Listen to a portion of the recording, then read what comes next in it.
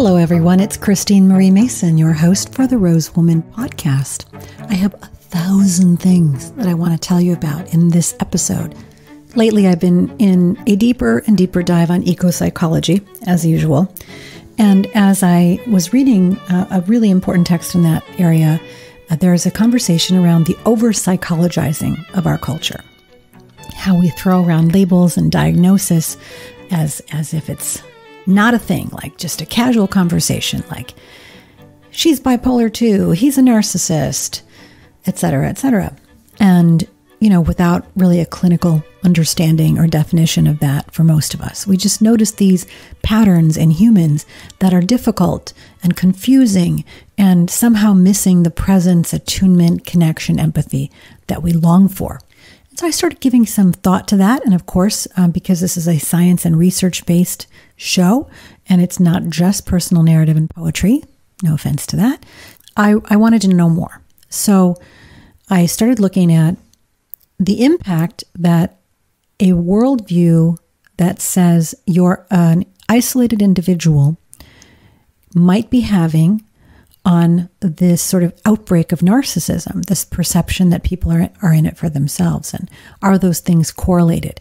Could it possibly be that predictable narcissism is a thing that you could very well expect, that the outcome of a worldview that says from Descartes on, I think, therefore I am, all the way through Taylorism and Ford's assembly line, this widgetization of what should be subjects in the world into objects, including you as a person, where all the pressure is on you to make your life, to stand on your own 2 feet, to perform, to get or achieve all of the things that society tells you are important to achieve.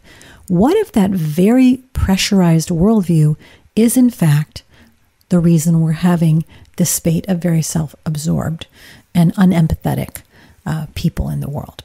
So I wanted to start with looking at narcissism, then moving into alternative worldviews that make you more of a process than an object. What to do if you're the one who's suspecting that you might have narcissistic tendencies, how to begin to unwind those, how to develop empathy. And we'll go from there. We'll see what unfolds. I've been developing this community on the Big Island of Hawaii 6 years now, which is also a testimony to the fungibility of time-space, because I can't believe it's been 6 years.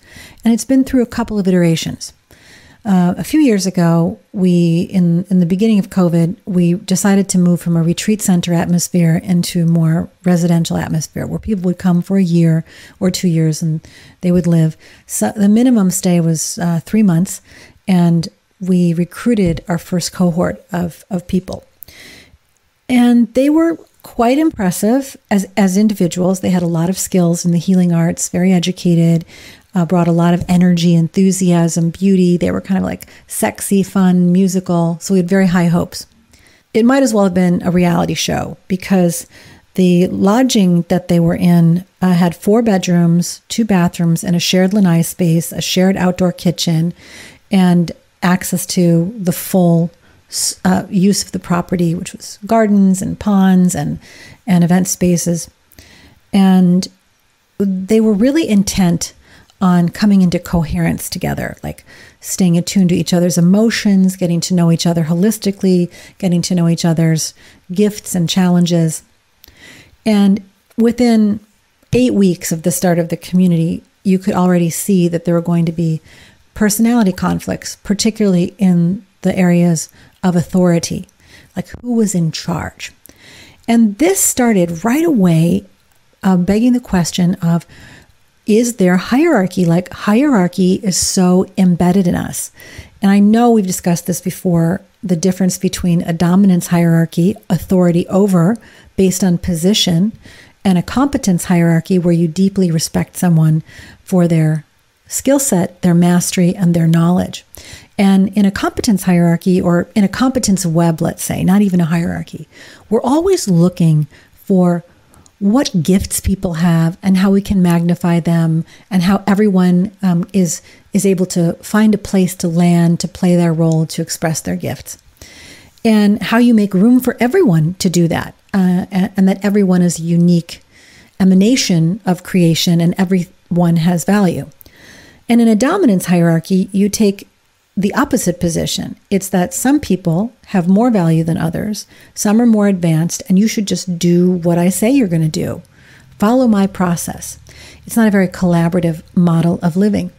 And we saw the beginnings of dominance hierarchy emerging even then, but it felt like everyone was intentionally curious about, how to do it differently. So we didn't really take action. Over the course of the next couple of years, as the community reformed and some people left and some people came in, it really became obvious that one of the core skills of living well in a community of others is sort of a core humility. In an environment where there are a lot of charismatic people, it's especially important for those people to drop into a feeling of being nested and leaning in to others and not always wanting to be at the center of attention. That's what a healthy family does. Unhealthy families often put the parents' needs first, where the children are an extension of their parents' identity. In other ways of unhealthy family formation, they put the needs of the children first, where the children get all of the attention, which is also very difficult for the child, by the way. A lot of pressure on the child in that circumstance. But in a healthy family, there is mutuality. Everyone's needs matter. One of the things that has happened on this most recent time on the land is we were so lucky to have a beautiful woman, an educator who was a student of Ray Castellini, a pioneer in observing how healthy family systems operated. And he came up with 8 principles that are common in healthy family systems that if you did not grow up in a mutually respectful family environment, you can mimic in your own environment. And this woman, Kyle, presented that to our community in a multi-hour workshop. So I'm just going to give you a tiny little recap so that you can check in with yourself as to whether your family of origin, or possibly even the family you're operating now, or your work group, whether these principles are in place in your work group, your community, your team, whatever. So the first principle that she talked about was the principle of welcome, that your core message is that you child, you mom, you dad, you coworker, you colleague, you are welcome here, that all of your parts are welcome. Everything, the messy parts, etc., that your presence itself is welcome here, and that's the tone. The next principle that she talked about was the principle of mutual support and cooperation, that in an environment that's healthy, that everyone's needs matter, your needs are important, and that you are trying to figure out ways together to get everyone's needs met. So as an example, one of the people in the community said, I really want a chance and a place to play music, and I'm having difficulty finding that with other people's needs for silence, but he had not prior identified that need. And so when he said it out loud, suddenly we were able to all brainstorm and find ways where his desire to play music was not only met at a basic level, but really amplified, and we could find a place for him to play. I could give many more examples, but it would take a very long time, so I'm going to keep going on this. Another principle was the principle of choice, that everyone at all times in a family system that's healthy has the right to say they will or won't participate, that they're in choice with whatever's going on. And because you're in mutual support and cooperation, people usually will go with the choice to be in the cooperative mode unless it really violates another principle, which is the principle of self-care. So we stayed on the self-care conversation for quite a while, which was interesting to me because self-care as a principle seems obvious, like you take care of your elimination, your hydration, your food, whatever, and I will count on you to take care of that. Instead of trying to monitor, guess, track what's going on with everybody, or in any other way remove myself from my own center. That if I know you're taking care of yourself, I can recover any energy that might be going into tracking the room and know that you're going to ask for what you need. And that in a healthy family system, people not only are able to track their own needs, ask for what they need, they expect that when they ask for that, it's going to be responded to and it's going to be met. So that's the principle of self-care.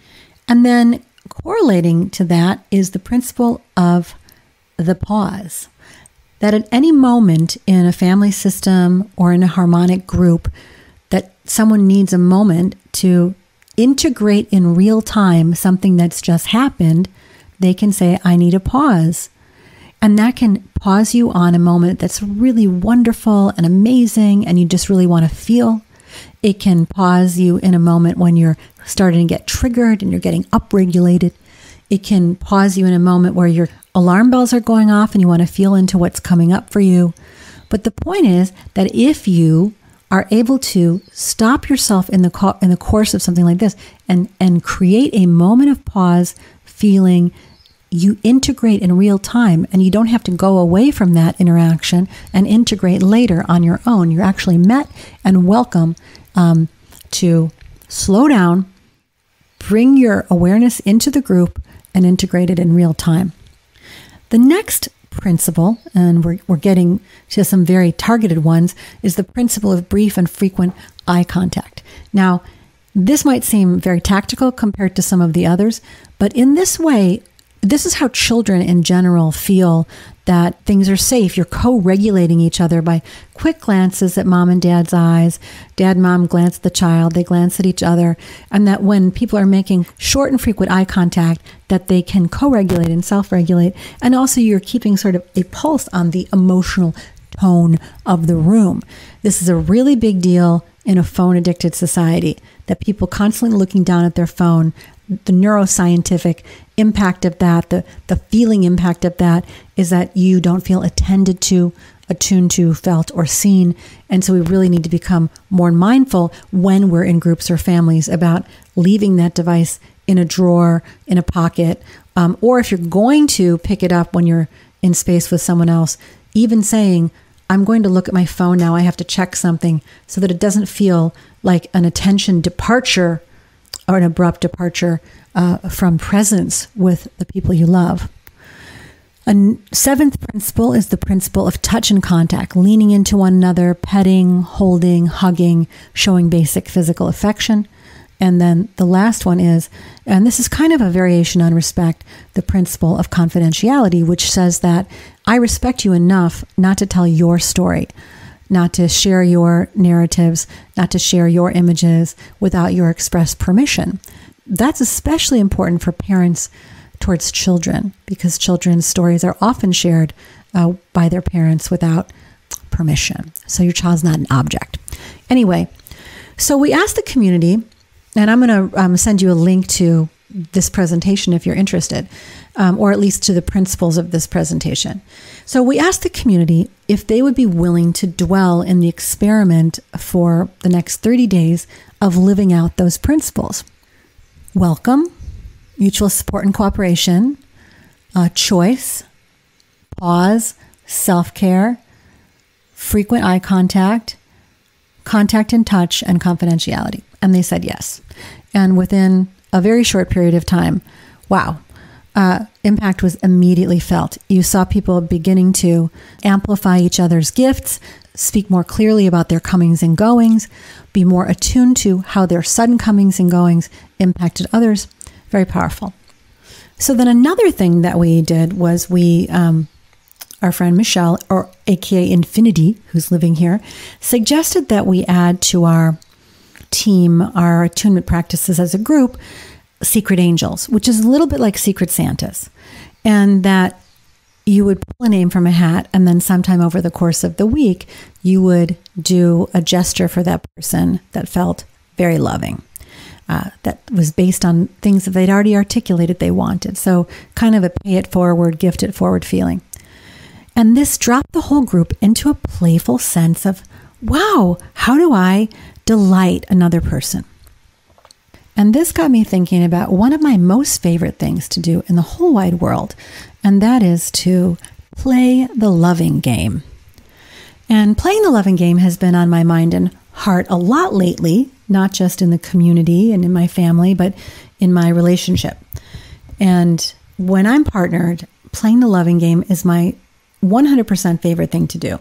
And in fact, I thought if I ever was to write a personal ad, it would probably be the header, like fun, curious, and dependable playmate in the loving game, or something along those lines.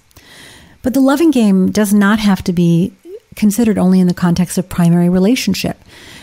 It is a really big way to enrich your life all the time. If we're playing the loving game together, things happen. Like, here are a few that happened this week for me. I arrived back to my room yesterday to find 3 little mason jars stuffed with flowers from the garden. And I thought, wow, someone, and at that point I didn't know who it was, had taken the time to do that for me. That was so incredibly sweet. And then today, a housemate brought shot glasses of warm honeyed cacao and matcha to us as we sat on the porch in the morning sunrise, and we toasted the new day together. And another example would be a friend recently arranging a group date for 6 of us to go hear Zydeco and dance together. Like basically taking the time to make a collective joy experience for us. So playing the loving game is like the juice of life. I don't think there's anything better. You have somewhere for your affection and childlike spirit to land, making surprises, moments of delight for yourself and others, and playing it like it's the main show of life. Left behind notes, plentiful hugs, kind words, massage exchanges, sweaty dancing, jumping in the ocean, the kitchen cha-cha, cooking together, jokes, ceremonies, creating, all of the good stuff. And yes, also, working and crying and grieving when the time is right for that. Making note of all the important times of life, transition ceremonies, you name it. So for me, life is really, really sweet when you play this game.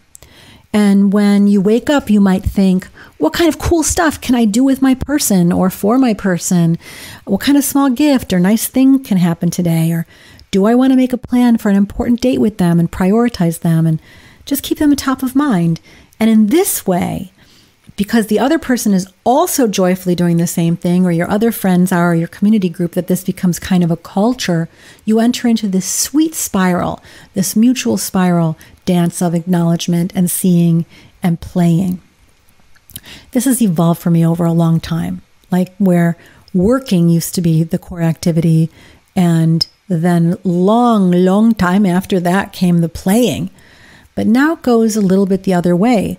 Like the order of my life is connection to spirit and earth, like experiencing myself as a conduit between both my own health and body, which no one else can care for, that self-care thing that was in Castellini's principles, and then to primary relationship. Like my guy is my then focus, like how do we do the dance? And then after that, my family and my community, my relationships, all life is relationships. And you'll be amazed that with that resourced, connected web, all the beautiful things that we invent, create, invest in, birth, and sustain come very, very naturally. But this desire, that's kind of going back to the narcissism thing, this desire to connect has to come from someplace in you that knows that you're not in it alone, that you don't have to do it alone.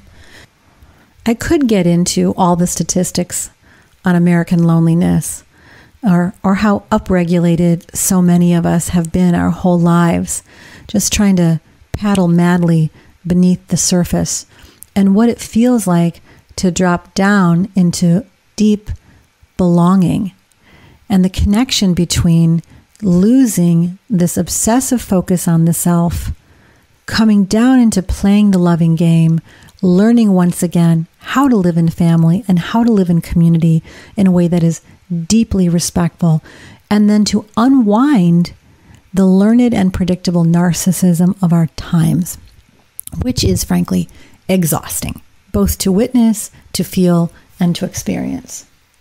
I think I'll take a moment here and back up and do a little inquiry again on the toxic individualism idea and narcissism. So toxic individualism is a term that's more broadly related to the culture, where individuals prioritize their own interests and success over the collective good, out of some misguided sense that you can have individual success in the long run, or that the human race can, if it doesn't take into account the collective good. And narcissism, however, is a personality disorder that has excessive self-importance, lacks empathy, requires the need for admiration, attention, validation, has entitlement related to it, and it often results in disregarding the needs and feelings of others. Both toxic individualism and narcissism have an excessive focus on the self and disregard for others. They both do, and they can both lead to selfish and destructive behaviors. But what I think is interesting is that the toxic individualism idea delocates narcissism from the individual. And again, in the sort of psychological lens where you as the individual are the problem, narcissism as an individual issue is I feel, a false label. It really is something that is arising out of the culture and out of family systems.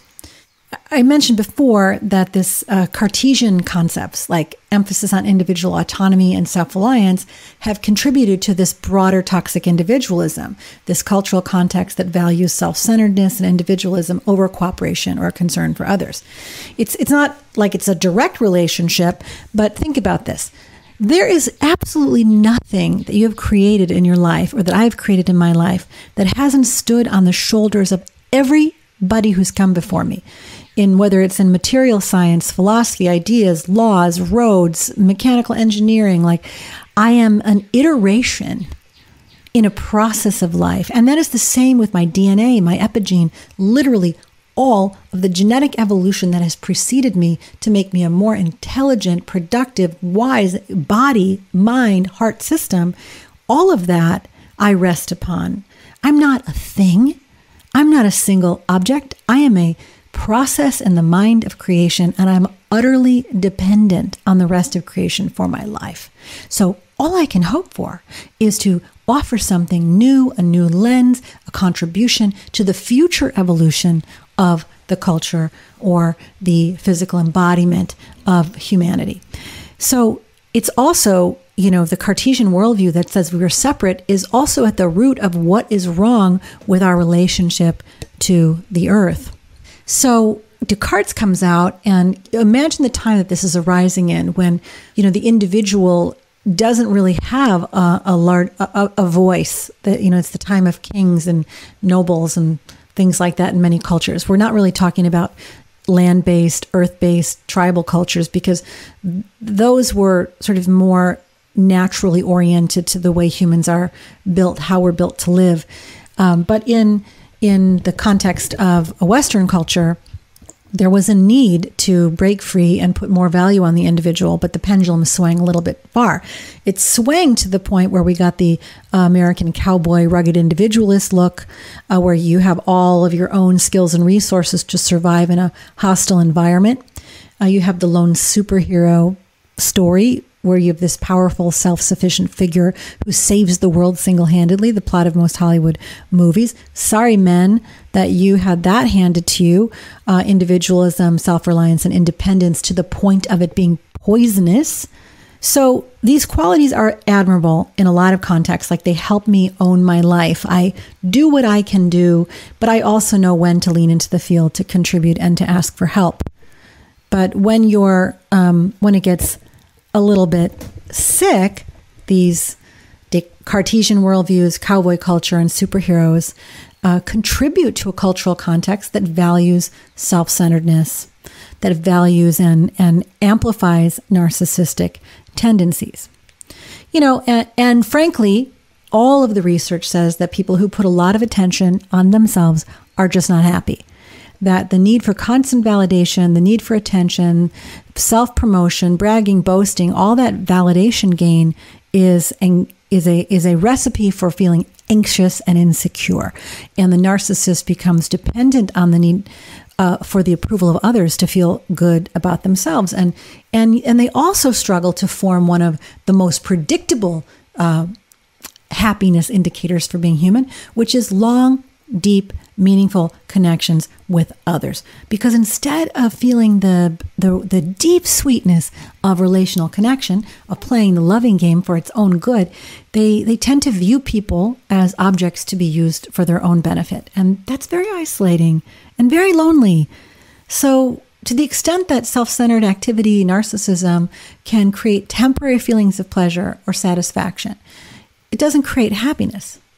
And there is evidence to suggest that it's on the rise. And, you look at the individualism question through the perspective of social media, where you're constantly looking at your own reflection, exacerbates the existing tendencies of narcissism and might even contribute to the development of narcissistic traits in others. It definitely provides the platform for people with that tendency to already get attention seeking and validation.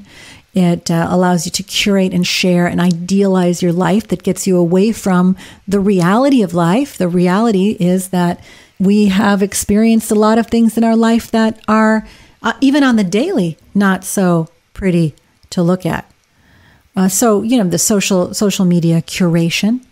In general, this creates a culture where others feel pressure to be that ideal, to live up to that, this heightened focus on appearance and status and materiality. So we know that there are things in the culture that are amplifying it. So I want to break it down a little bit more because it's not all the same and it doesn't always manifest in the same way. So what are the kinds of narcissism? There's the one that we're most familiar with is the grandiose narcissism, where it's like this exaggerated sense of self-importance, like I mentioned before, lack of empathy for others, self-promotion, bragging, boasting, all of that. Great. Avi, okay, we got that. But there are other kinds. Vulnerable narcissists is a really tricky one. It's like a victim-y self-centeredness that has at its core a feeling of inadequacy and insecurity. It also has the need for constant reassurance and attention from others. It's like a little bit of the baby voice. I get attention by being small. I call out the protector in others. And usually individuals with this are hypersensitive to criticism. They may struggle with self-esteem issues in general, but it is still an overfocus on the self and a way to manipulate and have attention brought to you, even though it's in a negative way. You might be familiar with the term malignant narcissism, which is a particularly severe form of narcissism that has the grandiosity, but also antisocial behavior and sadism, or the desire to hurt others, from the Marquis de Sade. Individuals with malignant narcissism, may be manipulative, exploitive, and may cause harm to others in order to derive their own pleasure. It's a whole step beyond grandiosity. And a couple that aren't usually discussed, communal narcissism, is when it's not you as an individual looking into the pond of narcissus. It's when you have this community or group identity rather than the individual identity that is really focused on your group being better than others and your group not having empathy for other groups, whether it's religious or political or racial or in some way disconnected from your empathic connection with others. It's a little bit, communal narcissism seemed to be a little oxymoronic. Yeah, they seem to be a little oxymoronic because narcissism is so often treated as an individual issue. But I guess you could create a cohort viewpoint that is also very self-focused. And then the last one to note is covert narcissism, a more subtle form of self-promotion, a lot of passive-aggressive behaviors, again with the victim mentality, like entitlement to special treatment, but they might not be as outwardly self-aggrandizing as those with a grandiose narcissism, God complexes and stuff like that. So at the individual level, maybe we start tracking. When don't I have empathy? When am I self-aggrandizing? What is that doing in my life? Is it helping to amplify or improve my relationships, or is it creating difficulty in my relationships? And when we touch that in ourselves, we might begin to do some reweaving of ourselves into the web of life by really becoming self-reflective, accepting criticism, admitting to our own flaws or growth edges, getting feedback from people, letting people give us feedback when they can feel us feeling them. Like, do they feel that we're tuned in, that they have our attention? We can work with a therapist to do some of these things, to learn how to unwind childhood traumas, to improve our self-esteem, to get tools and strategies for developing empathy or regulating our emotions. Same with mindfulness. So there are ways that if you are guessing that you might be falling into this trap because you're a little bit lonely and needing a lot of feedback and still don't have the kind of deep relationships you want, there are ways to begin to do that. Now, I feel that because the narcissism concept has been labeled as an individual problem, but it is really more a worldview problem, that you can unweave this narrative of the isolated individual by connecting yourself back into the web of life. And you can do that by being in nature and really noticing like how you're connected, whether it's hiking or gardening or taking a walk. You really begin to see how the entire world is the interdependent cooperation of all creatures and all beings. And it's never one dominant creature that's doing it. There's no one species that stands out, and certainly no single animal within one species or single tree within a grove that is doing it. So nature is the perfect teacher for how it takes everything in an ecosystem to function. And that's what you are, what I am. And the second way to reweave your single, isolated meat body self into the web of life is to really go out and serve somebody, whether it's volunteering for a cause or playing the loving game, like I talked about earlier, or making a meal and feeding people. You get this sense of how we are woven together and get a better sense of connection to the world around us. Another one is really learning how to be a friend, learning how to build relationships and connections that are not transactional, where you're really listening to people's stories and hearing what they want, and then go back to the Castellini principles and think about how I can welcome this person and how I can build a web of mutuality and cooperation with them. And then finally, I would say another practice is just to really drop into gratefulness, man. You know, every single day in the body, truly a gift. And there are a lot of ways that you can do that. We don't have to do a whole little mini course on gratitude here, but cultivating gratitude for living, for being part of the life force that wants itself and wants itself as you. You were wanted by creation. Your soul wanted to come in. Your soul wanted this body. Creation wants you. Life wants you. Your perspective matters because you exist. You matter because you exist. There's nothing else to prove. So I'm going to go now and talk a little bit about, so you're starting to work on these pieces of reawakening the solo meat body self into the web of life. And then we're going to talk about, back to the community question, what have we learned about living well in community? The number one thing, okay, maybe aside from keeping the kitchen clean and navigating noise, the number one thing is empathy. And that was kind of meant as a joke, because if you have empathy, you will begin to navigate with your friends, your colleagues, your housemates, those concerns that they have. So empathy, or the ability to understand and share the feelings of others, is critical to building relationships, period. And in a community, it's triple, quadruple important. And it involves taking the time to slow down, to listen to others, and to really feel and understand things from their perspective. There's also learning how to communicate, doing nonviolent communication, doing attunement practices, all of that stuff. Respecting others, very essential to have kindness and dignity, valuing all of their opinions, how to cooperate, how to have patience, how to be responsible for your own actions and accountable to others, be reliable, keep commitments. I mean, we cultivate those qualities and it makes it a lot easier. But I do think that, you know, you have these sort of platitudes like, be more empathic. And we don't always know how to develop that empathy. So there are exercises for people who want to develop more empathy. One is to practice perspective taking, like any given situation. Actively try to put yourself in others' shoes and imagine how they might be feeling in a given situation. Or when you might have been in those shoes, can you even reflect it back on your own experience so that you can get a greater sense of compassion and understanding for them? Another way is to actively seek out diverse perspectives whenever you're certain about something, to really engage with people from different backgrounds and experiences and look for media and resources that can expose you to different perspectives. And that can really help broaden the understanding of the world. We talked about engaging in acts of kindness, like volunteering or helping others. That can foster a sense of empathy because you're really in the face of people's needs. And then practicing active listening. So if you're not empathic at the moment, there might be a bubble around you that has made it difficult for you to receive others in your past. So you trust that.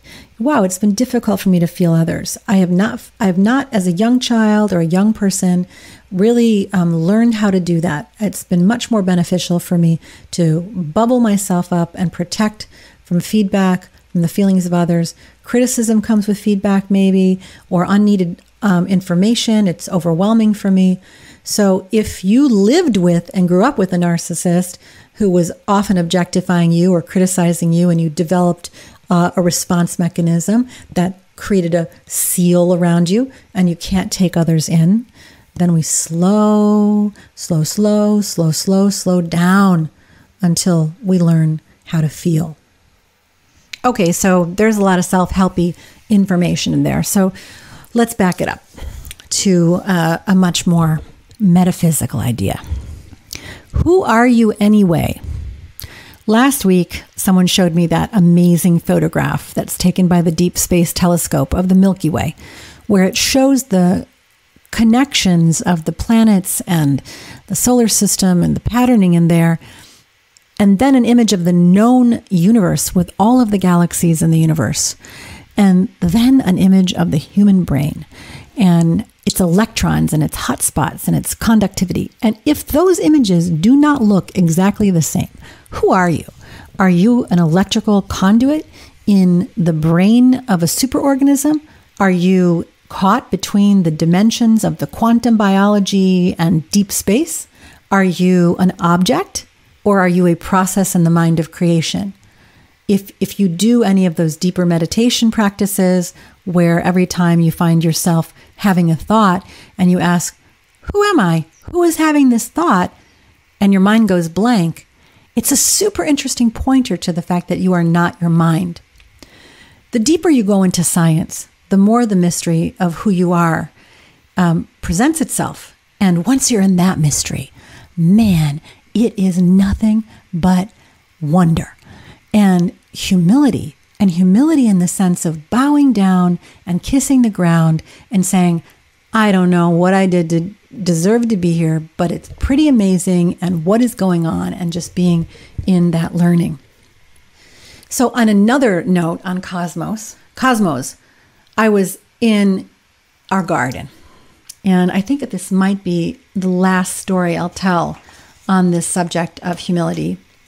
I was sitting in the garden, and we've had a hell of a time getting this garden to function. It's out in the sunshine, the soil's shallow. You know, there was a desire to have it be a botanical garden space, and the first attempts at making the garden had it filled with charismatic plants, very showy, spectacular looking things. And they just didn't make it. They couldn't make it in the heat. They couldn't make it without a lot of attention. And they died off. And we did a couple of rounds of attempting first this showy kind of plant, then this kind of custom-y hibiscus hybrids, and this and that. And finally, we gave up. And what ended up getting planted in that garden were cosmos and impatiens. And if you don't, and asters, very hardy, shallow-rooted flowers. And I was sitting out there in the sunshine, sunrise coming up, and it was slanting in sideways. And the sunlight was catching the top of this entire garden full of cosmos, with individually are very, very delicate and lovely in their own way, but not very showy and definitely not charismatic. And it was aglow and absolutely stunning pinks and whites and magentas and yellows and radiating. And together in this humble arrangement of many people fully expressing themselves in a soil where no one was taking more than their fair share, there was tremendous beauty. And I couldn't help but drawing the conclusion that that is the same way in a family or in a community or on a planet, where when we're all nested and sharing the resources together and understanding how the ecosystem plays, that we're all much better off. At some point, we're all going to have to come to terms with our mortality, our fragility, and our place in the wider universe. We're going to have to come to terms with our imperfections, not in a hair shirt, self-flagellating way, our challenges, the things that we have known. I have known poverty, humiliation, shame. I have known all kinds of things that I wish I could hide from sometimes. But you know what? They've made me infinitely richer. I have been weak. I have told lies, but I've also been strong and resilient and told the most transparent truths. We contain it all. And this life is a journey of taking one step every day to get a little bit more open, more settled in ourselves, more aware that we are settled in turn in the entire fabric of this beautiful material reality. In the tradition that I'm very steeped in, the yoga traditions, there is a mantra called the Gayatri mantra, which is actually a mantra for the sun, where you are actually the sun. You're the product of the radiation of the sun and how it feeds the plants and how they feed you and how they feed the other animals. And you are an electrical being conducting prana and energy and chi. And in the first stanza of this mantra, it goes Om Bhurbhuva Swaha. And it is an acknowledgement of Om, the universal resonating frequency of all of creation, everything seen, everything unseen. Bhur, which is this material plane, this earth, this body, also holy. Bhuva, the atmosphere and the space around us. And in this invocation, you're saying everything in the entire of reality, this very body and all the atmospheric things that surround it, they are all part of the wholeness and the holiness. And what if we walked every day in acknowledgement of that? Om Bhurbhuva Swaha Tat Savitur Varenyam Bhargo Devasya Dhimahi Dhiyo Yona Prachodayat. So with that, I think we have covered a lot. The first antidote to narcissism is to stop thinking about it as an individual issue, to start thinking about it as a cultural construct that has emerged from a worldview of separation. And the second one is to know that even if it's not your fault, it's your responsibility to begin unwinding these unhelpful and very personally unsatisfying narcissistic tendencies in the world by inviting those people into an equal, nested, trusting relationship. And if we have those tendencies, by inviting ourselves into more empathy and gratitude. It's not only our own happiness and a healthy culture that depends on it, it's a restored and right relationship to the rest of the ecosystems that we live within. Let us shut down the overemphasis on the individual and the subjective and reweave our we-ness, the third body that comes between individuals, and the beautiful web of life connection that we're all a part of. I'm Christine Marie Mason, your host for the Rose Woman podcast, where every week we try to talk a little bit about something that will open us up into more love, more liberation, and more freedom, more happiness. So I hope that there were some ideas in today's show. If you'd like to talk with me, I'm at the.rose.woman on Instagram. You can also find the community that I've been talking about, Sundari on Hawaii. Sundari means beauty, Sundari, also on Instagram. And of course, my company that is delivering intimate wellness products and body care products and ingestibles to help us optimize life in Bhur, in our material plane bodies, at rosewoman.com. Come and support the company. The company supports this work of getting the message of your own perfection and participation in the natural life that you've been given as the core joy of existence, and requiring nothing more helps me get that message out into the world. All right, be well, be blessed, remember who you really are.